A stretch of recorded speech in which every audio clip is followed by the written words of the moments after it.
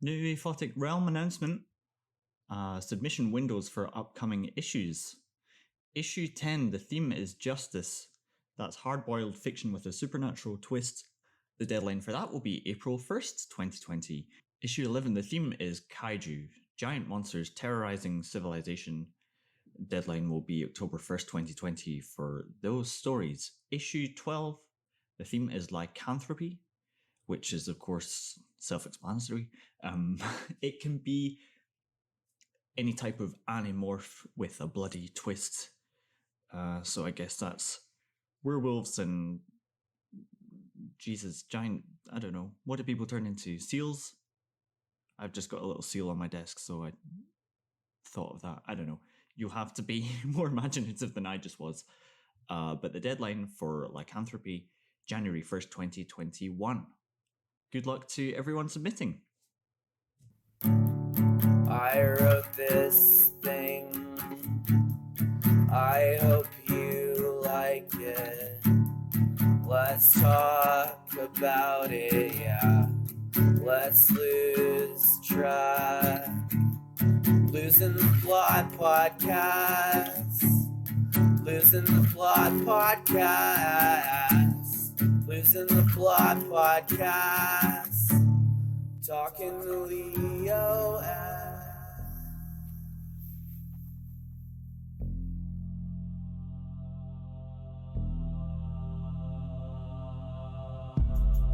Our guest this episode is Karen Runge, author most recently of the novel Doll Crimes, out now with Crystal Lake Publishing.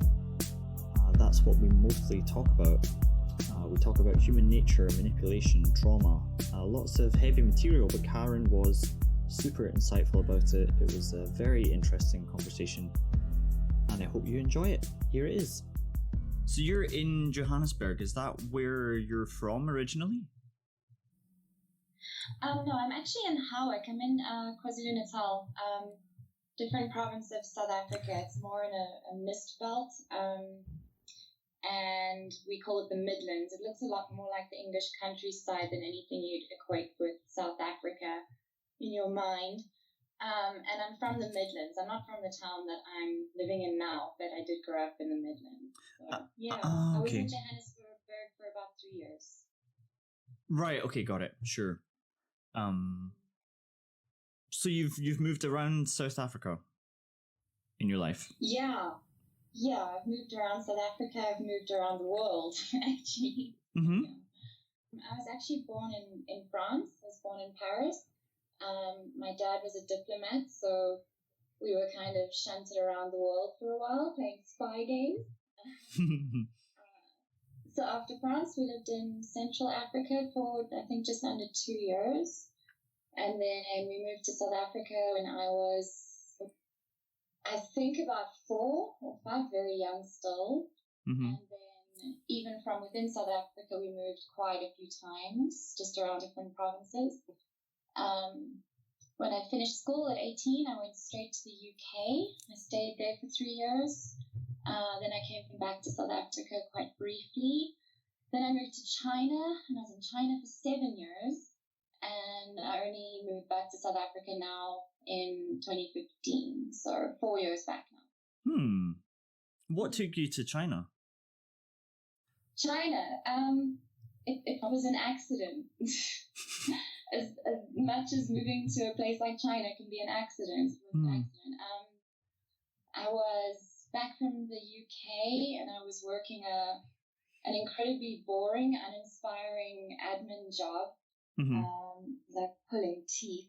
And then in the company, the boss said at one point, we're getting a lot of Chinese clients, so it would be really great if somebody would learn Chinese and the company will pay for the lessons.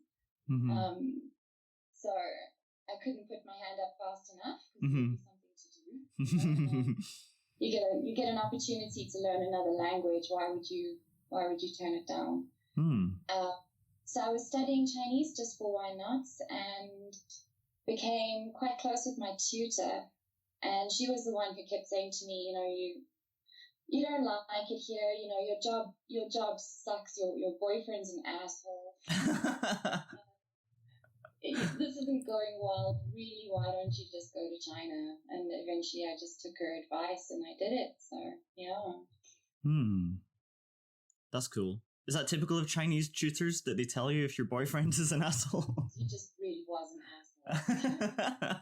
I'd tell her these stories and she'd be like, good God, please do something better with your life. I think she was absolutely right. It was a really great decision. China changes quickly and I haven't been there in a while, and it's quite sad to hear all the stuff that's going on now, but the time that I was there was honestly brilliant. It was a fantastic place when I was there. It's brought up a question that I think is relevant even to this book that you've written. You have this tutor who gave you great advice. Have you found it typical, like in life, that do you come across random people who are supportive and encouraging? Yeah, definitely. I think it's a luck thing, definitely. I mean, most people that you meet in life are kind of just going to come and go. But in the mix there, there's always someone around the corner who's going to influence you in a really positive way, or point your nose in a new direction. Yeah, it's definitely something that recurs. So no matter how bleak a situation is in the moment, there's usually something coming soon if you'll just hang on there. Yeah, I think that's definitely true.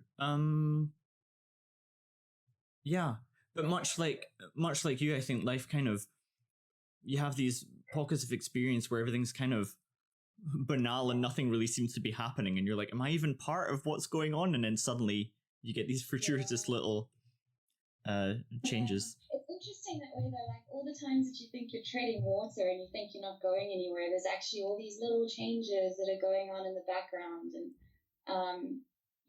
the smallest thing can lead to something completely unexpected. So even when you are bored and stuck in the banal and not really knowing what the hell's going on, there's usually a bigger picture. It's just hidden from your view, It's really interesting. I definitely agree. Tell me about this novel then. What is going on in the world of this novel? Because it seems like that lesson, which I agree with, is kind of hidden. Is it relevant in the world of doll crimes? It is and it isn't. From that perspective, I think doll crimes is looking at that from a less optimistic kind of viewpoint. For all the people that you meet and run into are going to influence you in very good, positive ways. There are also a lot of people around that you're going to bump into who could be leading you into some pretty dark or dangerous stuff, and you don't necessarily recognize it as that until it's too late. That's kind of one of the themes in doll crimes, is the influence of other people. Just as there's a kind of wonderful synchronicity that happens when something really good happens, I think the same thing applies to when really bad things happen. Just somehow in the workings of life in the universe, it's all these different factors will come into play, like a perfect storm almost, and turn everything completely upside down. Just as much as that can be true for good things, it's just as true for terrible things, I think. I don't know if that specifically is really a strong theme, but it's definitely an underpinning thing. One of the lines from the book it'd be great if I could remember how to quote my own book, where she says, it's not that there aren't good people in the world, it's just that the bad ones are so much easier to find. Because that's the reality of that protagonist.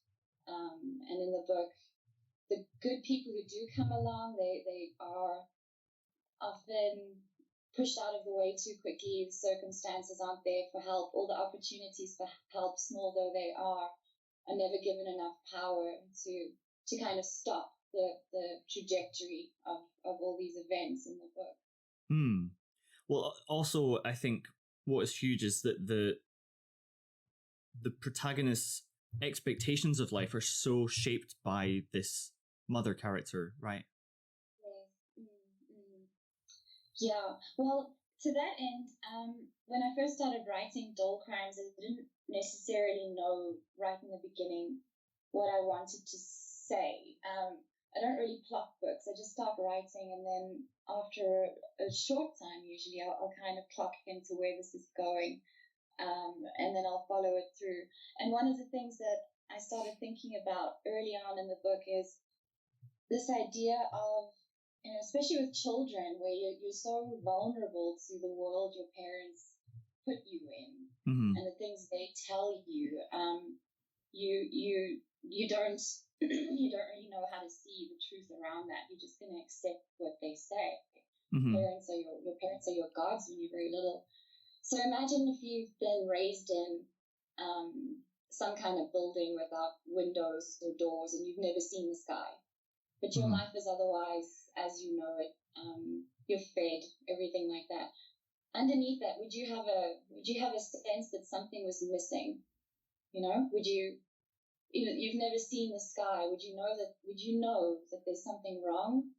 How would you know that? And I don't think we really have an answer for that, but it's something I tried to explore. This kind of sort of being kept in this kind of incubator, if you will, where what is normal and real for other people is completely denied this character. She really isn't any the wiser.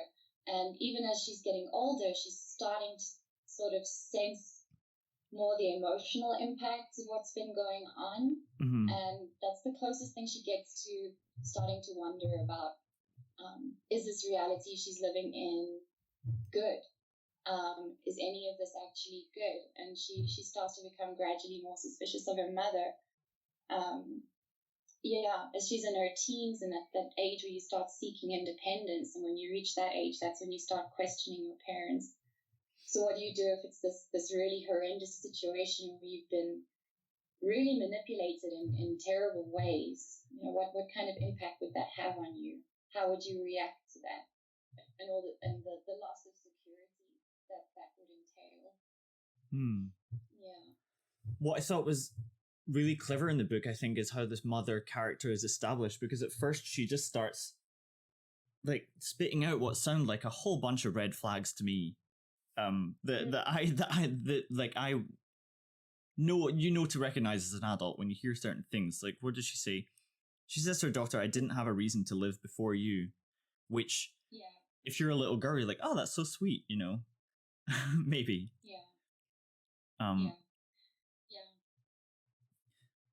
And what I think she says also, "I was a grown up way before I was supposed to be," and I think that I know even adults now who think that that's a good thing. It's like you should know the way the world is as soon as possible, and I totally disagree. Well, the other question there is what world? I mean, what world are we talking about? How is this different to children who are raised in cults? In these isolated communities where this crazy stuff is happening. It's the same sort of issue, really. Yeah. But then it doesn't just stop there. It's not like, oh, but this mother, like, she obviously is manipulating her daughter, end of story, because I think that even within the same chapter, I came to admire her self-reliance. She says something about, if you get a man to fix your tire, then you watch how he's doing it, so you never need to ask him again. Yeah. Well, this is the tricky part in writing this book is, I don't know how clearly it came across. I guess I'm going to figure out as the book's released and we see the reviews and stuff. It's not that the mother doesn't love her daughter, and it's not that she isn't in her own way trying to empower her. It's just all completely screwed up and backwards. I mean, the mother herself, she had her as a teenager. Her own life was chaos. What can she really hand down to her daughter in terms of becoming self-reliant and resilient and able to navigate the world? So in a way, the daughter is helpless, but to inherit her mother's own screwed up worldviews and things like that. Now, nothing is ever completely bad. You know, I'm a big believer in learning how to do things. There's nothing wrong with asking, but don't ask 20 times. You know, pay attention. That's one of my own philosophies, handed in there, which I think is a valuable one. It's just that in between all of these quite nice things, it's all wrapped around something that's completely heinous and unacceptable. And the question that you have to ask there is how aware is the mother herself of the impact of what she's doing? I mean, she must have some awareness. So how much of that is stuff that she's willing to look at, or stuff that she just wants to deny in her own mind, by telling herself, yes, my daughter is my world, my life, and all these things. It's a kind of self-delusion, I suppose, maybe. Yeah. Interesting. I mean, it is kind of unknowable, and I think you've done the great thing here of just presenting the situation for the reader to take from it. Because, like I say, at first I thought, oh, this mother character's trouble, like she's so easy to condemn, until you see that she is resilient, and until you understand that she is passing on life lessons as she sees life, which is what you would want, which is what mothers should do. You know, and then she's a complex character in that respect. It's not easy, and it's, you know, even like growing up, when I would hear friends say, oh, you know, my mother's more like a best friend than a mother, I would be like, uh-oh, you know, you can get a best friend anywhere. You've got one mum. She should be a mum, you know? Yeah. Yeah, it's a bit unhealthy. I agree with you. It also sounds like a bit of a red flag to me too when people talk like that. I'll let you in on a little secret here. When I first started writing Doll Crimes, it was actually intended to be a kind of, in part, inspired by the TV show Gilmore Girls. I don't know if you ever watched that. My sister's a big fan. I know of it, yeah. Okay. It was a bit of a guilty pleasure for me, because usually I don't watch cute stuff. I find it incredibly insincere, so I usually stay away from shows like that. But for some reason, I loved that show, and I watched it, and I'd binge watch it. And then I'd be on episode 3, you know, watching for ages in, and then I get kind of itchy about it, because it also concerns a teen mother who's raising her daughter her own way to the best of her ability, but it's all just so cute and so twee and so lovely. And then in my morbid imagination, I was thinking, well, this is a very nice take, but what if it goes the other way? You know, what if the teen mom isn't this responsible, resilient, clear-thinking person who's, you know, raising her kid in a really healthy way? What happens if it's topsy-turvy? I mean, a lot of teen mothers really, really struggle. Gilmore Girls is a kind of idealization. I mean, it's lovely for that, but it is a bit of an idealization of that specific dynamic. And I wanted to kind of just see what happened if you flip it on its head, push it the other way. You know, what happens when a 15-year-old girl is alone in the world with her baby? It could be an incredible success story, really one of those really beautiful, touching stories you hear, or it could be an absolute shit show. Anything goes. So Doll Crimes was kind of looking at that and trying to sort of switch the emotional tones around on something that is already not something people talk about very often, you know, but is still very much in the world. So I wanted to just explore that, I think, and look at those specific dynamics. And yeah, I mean, what the hell's going to happen? That was my question. If I would have completely turned Gilmore Girls into a trauma fright fest, you know, what would it look like? And yeah, Doll Crimes was born. So yeah. Interesting. I have a relevant question then. Like I went to a book club recently, and we read The Orphan Master's Son by Adam Johnson. I don't know if you know it. No, I don't. It's about like a young man who's raised in North Korea and the kind of things that he does for the regime there. And one of the questions they asked was, do you think that he's a hero? Because, I mean, in certain occasions he tries to save people and so on, and it doesn't always go well because, almost nothing goes well in North Korea, of course. Like, I said of that book that I don't really know what heroism means in a world that's that corrupt, where good behavior isn't rewarded properly, and nobody really, yeah, exactly that. Good behavior isn't rewarded properly in a place that's so corrupt. And so my question in relation to this novel is, what do you think of female solidarity? Is that possible? Because nothing is really solid in a sense. You need to be able to trust people and understand that they're not manipulating you, right? And it doesn't seem that that's really possible in the environment of this book.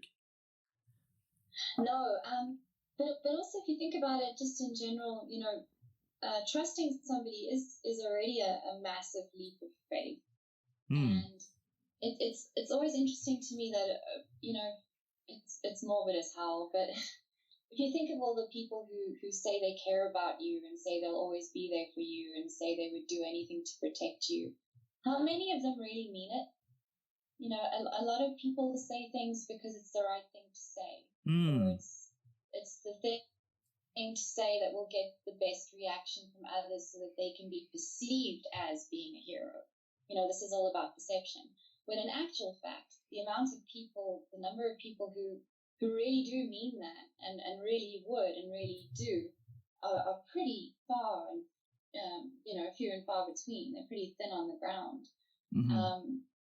To be a hero, to be someone who steps up and defends and protects and stands with people who need it is a lovely idea. And there are people like that in the world, but unfortunately, that's not most of us.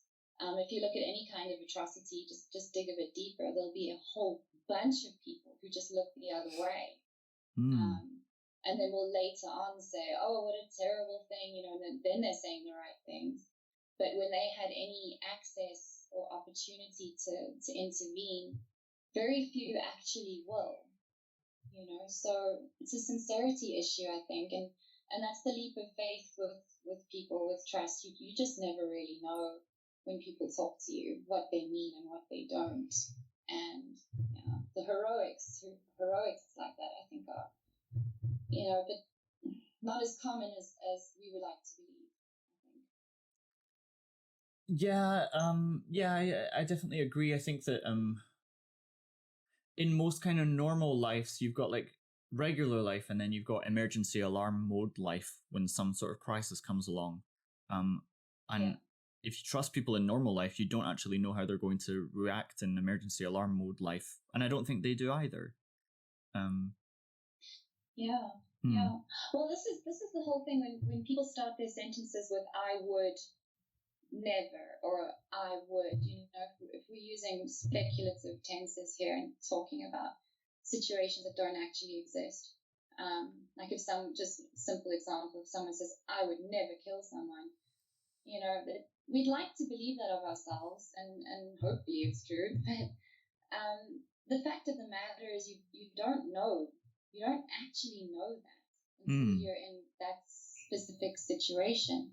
So there's something at its heart that's already pretty insincere when people say stuff like, when they predict their own behaviors, because when things like this happen and things go wrong, there's usually so many other influencing factors around it that would definitely affect the way you view it and would definitely affect the way you react.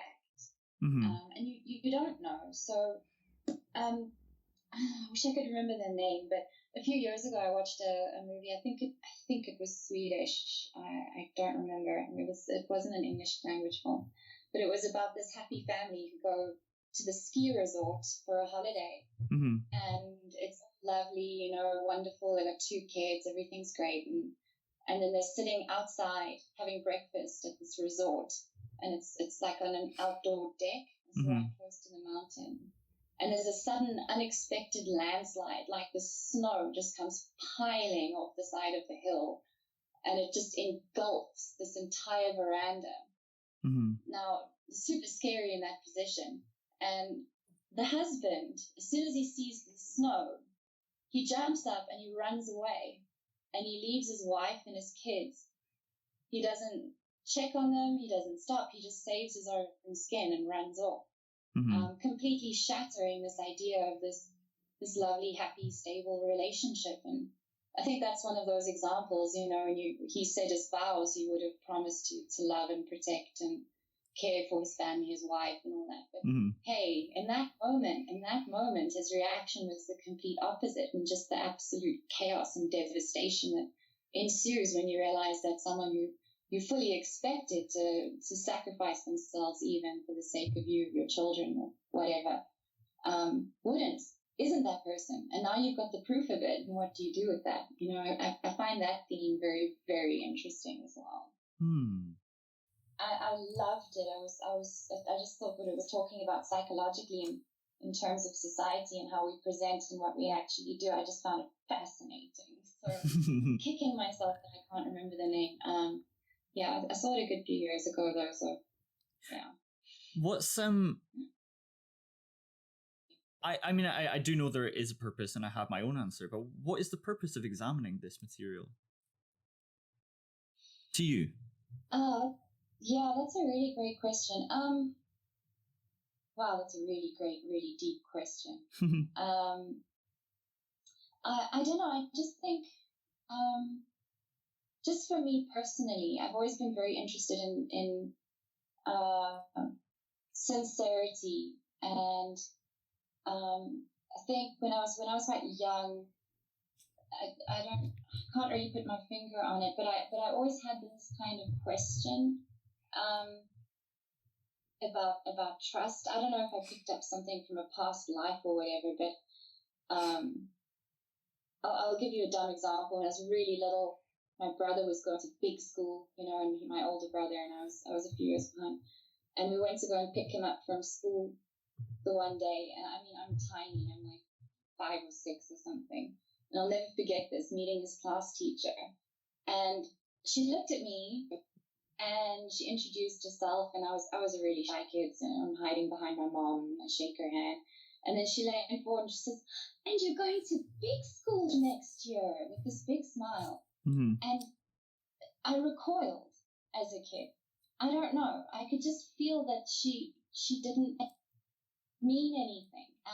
It was this parody show of excitement and joy for me, and I just saw straight through it, this big smile. And even as a kid, I was thinking, without the profanity, I was thinking, she doesn't really give a shit. Why is she smiling at me like this? Why is she? And I just sensed it. I just picked it up. And I'm always very interested in understanding the difference between what people say they are and what they actually are. I mean, we're so complex. Human beings, we're incredibly complex. The worst person is capable of beautiful things, and vice versa. So if you look at any one individual, there's just so much to unpick. And when you get closer to people and you understand them better, you know, I think that's what genuinely loving someone is, or caring about someone, or respecting them is understanding that they're not perfect, but tuning into the sincere parts of them versus what they're presenting. Yeah, I think that idea has just always been very interesting to something I've always been trying to figure out. And I think in all my stories and my books, I'm in some way accessing this, you know, the veneer versus what's actually happening behind closed doors, because they are never the same thing. You know, good, bad, and in between. They're never going to be a perfect match. And I don't know, I just find that really interesting. So I'm constantly analyzing it from every possible angle, you know, for better or worse. It's just something that I find really, really interesting about humans. Yeah. Well, I mean, my own answer to this, or like my own experience reading this novel, was that you just get this feeling of dread reading it. It's just, I don't know, part of you just thinks, oh my god, it's so horrible that this happens to people. And then there's another part that kicks in that says, well, that's obviously very naive. This happens to so many people over and over and over again. And it's happening right now as you read this book to real people, which does lead to compassion, I think, to a desire to understand other people better and to maybe do something about it if you can. Yes. Not that art has a responsibility to make this happen, but that's how it felt to me. Yeah, thank you so much for saying that, really, because that's honestly a very, very big thing with me, something that I care about quite deeply, is empathy, understanding empathy. And it's difficult to be empathetic about crazy situations that you won't look at. And if you don't want to look at it, how are you ever going to understand it? How are you ever going to know? And doll crimes is, very serious subject matter, and I really did my best to treat it with the absolute respect and honesty that it deserves, because this stuff actually does happen in the real world, with devastating consequences. And yet people are not comfortable talking about it, and I completely understand that. There's a time and a place, but I think being ignorant of it is really damaging. It makes it easier for these things to carry on if you're not willing to look at them. Mm-hmm. Even more so because horror can be can use a series of masks. You can use monsters, you can use this, you can use that. But with trauma and psych horror, you're going straight into the reality of the thing. It's a work of fiction, but everything in there is applicable to the real world, is actively happening in the real world. So, it should have that power. I think it should have that power. Yeah. Yeah, I think like the process of growing up, like you say, trusting anyone is a risk. Yes, that's true, but you can't relax unless you're around people that you trust. You have to do it. You're gonna have to find people that you trust, and they may let you down, but you're not going to. You'll just suffocate unless you do it, right? But it's a naive type of trust that just trusts because you have to do it, because you want to do it, rather than understanding that people can really screw one another over. But you also cannot survive going through life thinking that the only people who are kind are manipulating you. And but like you say, if you grew up without seeing the sky, you would just be like, well, I think that's just a painting on the wall, or that's not for me, Yeah. No, for sure. Absolutely. Yeah. Mm-hmm. Obviously it gets pretty complicated. The thing that can be our undoing for these situations is the fact that human beings are social animals. We do need each other. If we don't have meaningful relationships and solid contact with other people and people that we do trust and take that leap of faith in trusting, if we don't have that, we suffer deeply. We need that. We need interaction as social animals. It's just part of what it is. So you've got to run the risks. You just have to run the risks. And in this book, Doll Crimes obviously just excuse me, took that to a pretty far extreme of someone who isn't a bad person themselves, but is just not catching a break with this, and is actively being put in an environment where their access to people who would be well-intentioned genuinely are much fewer, Mm-hmm. And what happens with that. And I think in the book, I hope that's kind of clear, that no matter how much she keeps telling herself she loves her mother and they're close and everything's fine, inside she's screaming. She does have this awareness of something being very, very wrong. She just doesn't know what it is, because how would she? How could she? The world she's in is the only one she's known. So, yeah, something pulling along those lines, which I think maybe is part of the dread that you're referring to, maybe. Yeah, I think also it's how relatable it is as well. It's clever to put readers in the mind of a child, because we all grew up thinking our mothers were the best mothers in the world without even questioning how biased that would be, Yeah. And the other thing to bear in mind, while everyone gets all happy about the power and beauty of family bonds, and we love that narrative, and it is true. But don't forget the other side of the coin. Most kids that are abused in whatever way, it's the parents. it's the parents that are doing it. Not always, but very, very often it's the parents that are either doing it themselves or they're looking the other way. You know, this idea that your parents should love and protect you, and thank God many do, but, you know, read a newspaper, not all of them do. And that's the real tragedy of it, is kids stuck in situations like this where, you know, they love their parents and are in their own way becoming sort of willfully blind to the damage that's being done, at least when they're younger. You know, doll crimes at least picks up when she's at that age where she's naturally starting to question things. I mean, any kid of that age starts questioning things. It's just that the things she has to question are a lot more severe and a lot heavier than what the average kid would have to look at and deal with. She has a much worse starting point than other people. Yeah, but there are kids that are born into this kind of thing. I mean, obviously I had to do quite a bit of research on this book, and that was far from easy. I was specifically reading up a lot on criminal cases and stuff where this kind of thing has happened, where parents have exploited their children for their own gain, with no real concern for the long-term damage that is being done to the kid.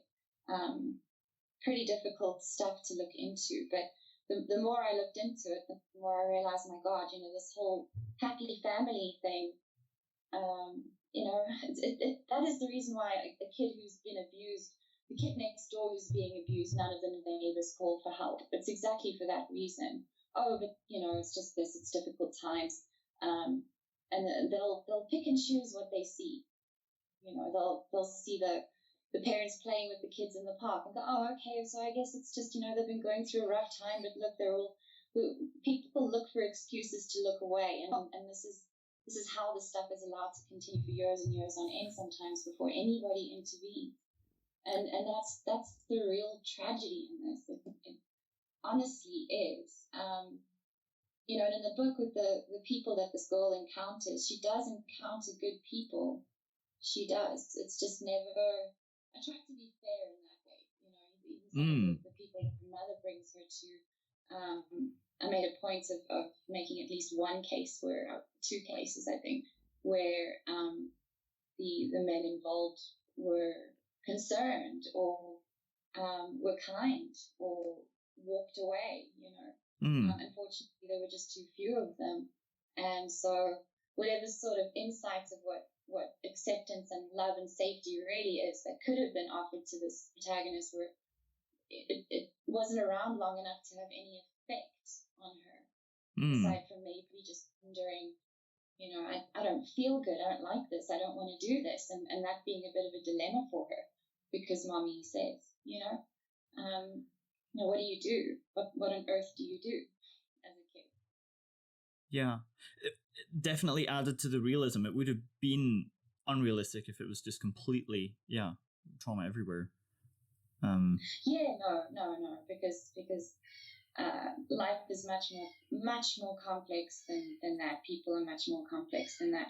And again, you know, I did try, at least in the beginning, to sort of show that the mother does love her kid. It's not that she doesn't love her kid. I mean, she's not all the way a monster. It's just that the way she's chosen to go about things is so evil, you know, and in between there,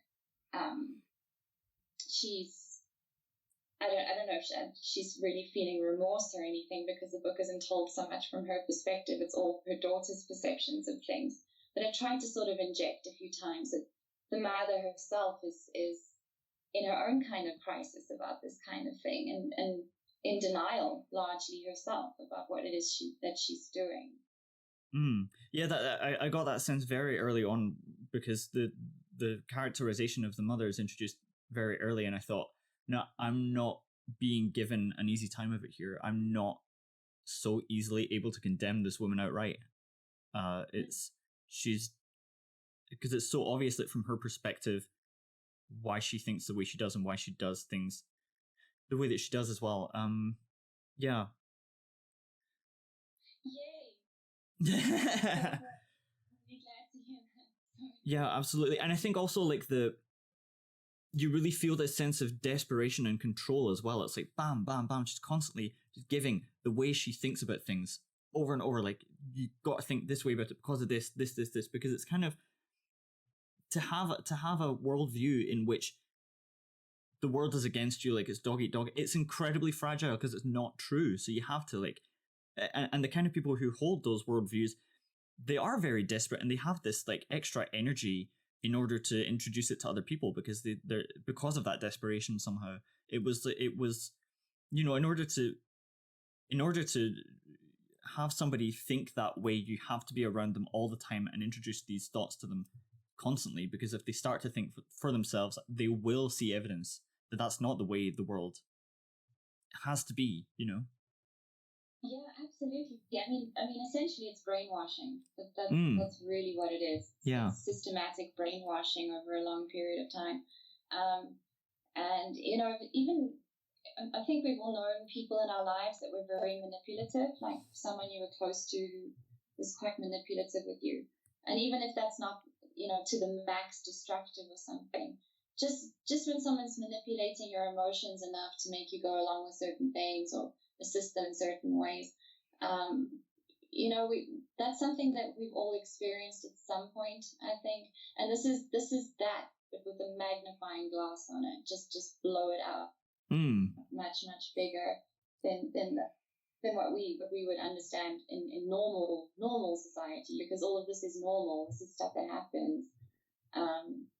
Yeah, and how difficult it can be to shake loose from that. You know, if you've got a friend or a family member or a partner who's manipulating you in some way, can take quite a while before you shake your head and go, wait, hang on, and it's like waking up from a dream when you realize what's been done to you. It's a process. It's a long process.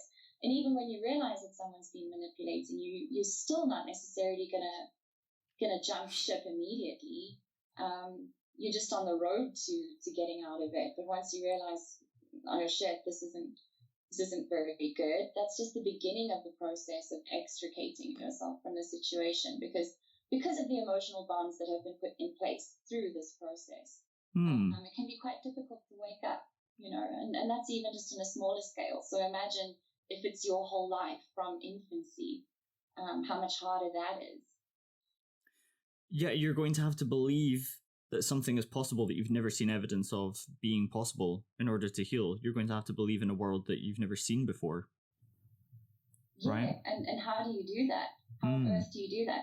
I mean, it's a kind of mental shock that you have to go into, which can take a while to sort out. And, you know, not wanting to give the ending of the book away, but the ending of the book is concerned with that, you know, that sort of adjustment and how you're still vulnerable, even in those stages. And it's very easy to prey on someone who doesn't really know what's going on. They haven't seen the full deck of cards. They're only playing with a few. So, what a nightmare and what a process that would be to sort of sort it out in your mind, given that, yeah, as you say, we're talking about things that you've never even conceived of before, and now they're being presented to you. I mean, how are you going to interpret that, and how are you going to react to that? I think it gets emotionally and mentally, psychologically quite complicated. I have a small example of one time that somebody tried to manipulate me that really disturbed me, but it was reasonably innocuous because it was a friend of a friend was coming to stay where I was living at the time, and she arrived at the door with this suitcase, and she said, "You look like a strong man. Could you carry this up the stairs for me?" And I thought, like, I would have done it anyway. If I'd cared about looking like a strong man, I wouldn't have noticed, right? Because I would have been like, oh great, like she's confirming what I want, you know, but I didn't really care about looking strong or not, and I definitely didn't. So I was like, okay, she obviously doesn't think I look strong. She's learned that if you say this to most men, they'll carry a suitcase up the stairs. I would have done it anyway. Now I don't really want to do it because I'm being told to do it. Also, it's not even that many stairs. Why is she asking me to do this, you know? I was like, it's so... I met her one time, like, must have been 10 years ago, and it just clicked in my head. I was like, that's so disturbing. Yeah, manipulation through flattery. It usually works on men though, so good on you for seeing through it. Oh well, I mean, I was just I was lucky, right? Imagine she picked something I did care about, and I would have wanted, but then I'm sure that must have happened. Imagine people do know me a little bit better and do know what I care about and do tell me these things because they want things from me. I might not notice as easily. Yeah. Well, I mean, this is what we call sweet talking. You sweet talk your way into something. Not everyone has a nose for that. Not everyone sees through it. A lot of people do mistake it for sincerity just because they're so happy to have someone say something nice to them. They don't go much further. I mean, further to that, I mean, how many women stuck in marriages they didn't want to be in have manipulated some poor lonely dude drinking down at the barn, manipulated him into killing her husband for her. I mean, this kind of thing happens a lot. I mean, and that's just a more extreme case of the same thing, I think. Yeah, like, you're special, you can be my savior, but they don't really care who does it because of the desperation. Damn, they just want the end result. And if you're an easy target for that, well, I'm afraid you're in trouble. It's really important to keep eyes open and have a few questions about this kind of thing, about the things people say to you and why. It's often very nice and innocent, but sometimes it's not. And yeah, I think it's good to be aware of that at least. Have you read the book The Gift of Fear? Rings a vague bell. Who's it by? It's Gavin De Becker is the guy's name. He's I think like an American security specialist or something. So he documents manipulative behavior a lot. The book is all about, I think, that essentially, how to spot people. I haven't. That sounds like exactly something I would love to read, though. Well, I definitely think you would. It's there was a line in it, something about like, when someone is charming you, tell yourself, I am being charmed. And then once you've told yourself that, ask why. And I was like, oh my God. And ask, do you mind? The next question is, do you mind? You can go along with it if you actually are okay with it. Hey, that's a good point. Am I being charmed and do I care? Is those two questions. Yeah, it's a very good point. Yeah, when is this book out? It'll be out in early November. I've got a terrible memory for numbers for some reason. I'm not number dyslexic, seriously. That goes straight out my head. It's either the 8th or the 9th that we're doing the launch. So I'm just busy liaising right now with Joe Meinhardt, the chief editor at Crystal Lake. We're just now finalizing everything. We just finalized the cover art. We still need to do the final sweep through the proofs. So we're right at the end of this process. So, yeah, about the 8th or the 9th. Oh, okay, well, it was a real privilege to get to read it so early. I really appreciate you getting in touch and sending it my way. Well, thank you for reading it, and thank you. This is the first interview I've done so far, so obviously as an author, there's a lot of apprehension because you don't really know what you've got until other people tell you. I mean, even if the publishers say, yeah, it's great, no, we love it, and we want to publish it, you still never really know what kind of reaction you're going to get. So it's really nice to hear that at least seems you understood what I was trying to do with the book. I'm still walking blind here. I have no idea. So I really, really appreciate that deeply. Well, who am I? I'm a random Scottish guy living in Norway. If I can understand it, I think that's a very good sign. Yeah. Okay, cool. Make it accessible across all aspects and areas and everything. Yeah, absolutely. Doll Crimes is out now with Crystal Lake Publishing. I do hope you'll check it out. It's a fascinating, incredibly dark, but very well written book. If you are a reader, writer, editor, artist of any kind of a variety, you want to be on the show, you're a listener who just wants to say hi, you want to reach out for any reason, you can always get in touch with me using losingtheplotpodcast@gmail.com. I look forward to hearing from you. But that's all from me for this episode. So until next time, bye bye.